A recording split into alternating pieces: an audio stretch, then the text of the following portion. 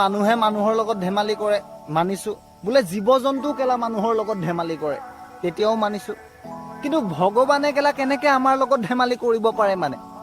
এতিয়া চাওকচোন, না মোৰ কেলা থপৰাটো ভালকে বনালে, না মোৰ কেলা জীৱনটো ভালকে বনালে। বনাব লাগে কেলা ডাইৰেক্ট বনাই দিছে। বোলে মোৰ থপৰাটো নাই, মোৰ ঘৰত টকা আছে, বোলে মোৰ ঘৰত টকা আছে, মোৰ থপৰাটো নাই, তেতিয়া কেলা বেলেগ কথা। কিন্তু মোৰ দেখোন দুয়োটাই নাই। এটা কথা নোহোৱা নহয় যে সেইটো টাইমত হয়তো মানুহ বনোৱা কণ্ট্ৰেক্টটো ভগৱানৰ পৰা যোনে লৈছিল, সেই আৰ্টিষ্টটো হয়তো কেলা সেইটো সময়ত শিক্ষিত নাছিল, হয়তো সি কেলা সেইটো টাইমত ভাল নাছিল। আৰু যদিও ভাল আছিল, সি হয়তো কেলা সোঁ হাতেৰে ভাল মানুহবিলাক বনাইছিল, আৰু আমাৰ নিচিনাবোৰক এই পকৰ ধোৱা বাওঁ হাতেৰে বনাইছিল। এই ল'ৰাৰ নামটো মৰিগাঁও ৰষ্টাৰ বয়। মই এনেই ৰিল চাই আছিলোঁ, তো স্ক্ৰল কৰি থাকোঁতে এইটো ভিডিঅ'টো দেখি পালোঁ। আৰু ইয়াত কি কৈছে, ভগৱানে বোলে মানুহৰ লগত ধেমালি কৰিছে, আৰু ইয়াক বনাওঁতে চেহেৰা ঠিক দিয়া নাই, শৰীৰ ঠিক দিয়া নাই, আৰু মানুহ বনোৱা কণ্টেক্ট যাক দিছিলে সেইটো সময়ত হয়তো সেই মানুহজন শিক্ষিত নাছিলে। এতিয়া আপোনাক কোনে বনায়? আপুনি এই পৃথিৱীত কেনেকৈ আহিলে? মই কেনেকৈ আহিলোঁ? আমাক এই পৃথিৱীত কোনে আনিলে? আমাৰ মা দেউতাই। আমাক কোনে জন্ম দিলে? মা দেউতাই।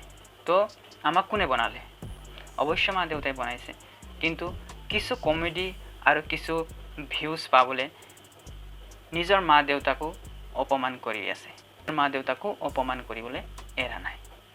চেহেৰা, শৰীৰ আৰু জীৱন, চেহেৰা ঈশ্বৰে যি হিচাপে দিছে সেইটো হিচাপে ল'ব লাগিব। চেহেৰা, বুদ্ধি, শৰীৰ যি হিচাপে ঈশ্বৰে দিছে সেইটো হিচাপে আমি ল'ব লাগিব, আৰু আমাৰ জীৱনটো আমি নিজে ভাল এটা কৰিবলৈ চেষ্টা কৰিব লাগিব। আৰু এই ল'ৰাটোৱে কি কৈছে, ভগৱানে বোলে ইয়াৰ ওপৰত ধেমালি কৰিছে।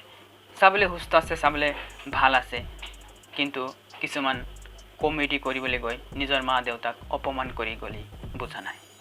সোঁ হাত বাওঁ হাত মানুহে মিলিলেহে প্ৰণাম হয়, মিলিলেহে কিবা এটা কৰিবলৈ সক্ষম হয়। ইয়াক মানে অলপ ভগৱানে চব দিলে, কিন্তু অলপ বুদ্ধি কম দিলে, যে ভগৱান মা দেউতাক এক হিচাপে চাব লাগে এইটোৱেই নেজানে। শৰীৰ ভাল আছে, চেহেৰা ভাল আছে, শৰীৰ সুস্থ আছে, জীৱন অকল টকা পইচাই নচলে। টকা পইচা থাকিলে যদি নিজৰ মা দেউতাক যদি সন্মান কৰিব নাজানে, তেনেহ'লে তাৰ লগত যিমান টকা পইচা থাকিলেও তাৰ একো মূল্য নাই। ধেমালি এটা কৰিব লাগে, হাঁহি ধেমালি এটা হ'ব লাগে, কিন্তু এটা হিচাপত, এটা সীমাত হ'ব লাগিব।